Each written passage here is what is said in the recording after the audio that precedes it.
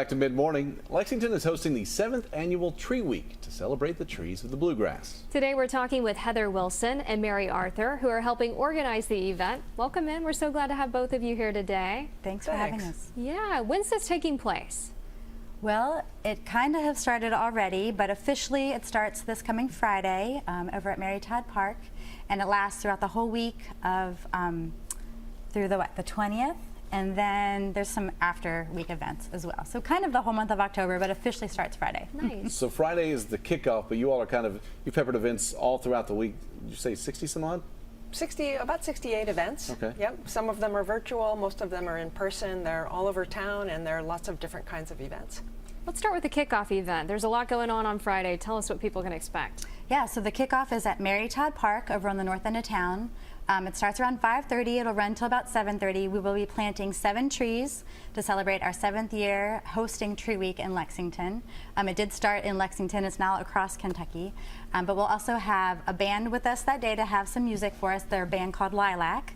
And then we also will have an event where we have a lot of people tabling to share information about trees and ways to be involved with our tree community.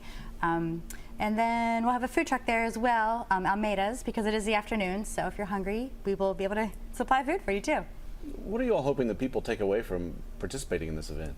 Yeah, it's such a great community event. People will be gathering, many people from the neighborhood, we think, we hope, and people can just learn about all the things that are happening in our town, but also in our region around trees, nature where you live, environmental organizations. We hope that they'll see trees being planted. They'll learn how to properly plant trees. They can contribute to that planting. So it's really like a arm in arm, get out and create a better community with trees sort of event. Why is this something you're passionate about? Lots of reasons. I love trees, and I love all that trees do for us and for our community.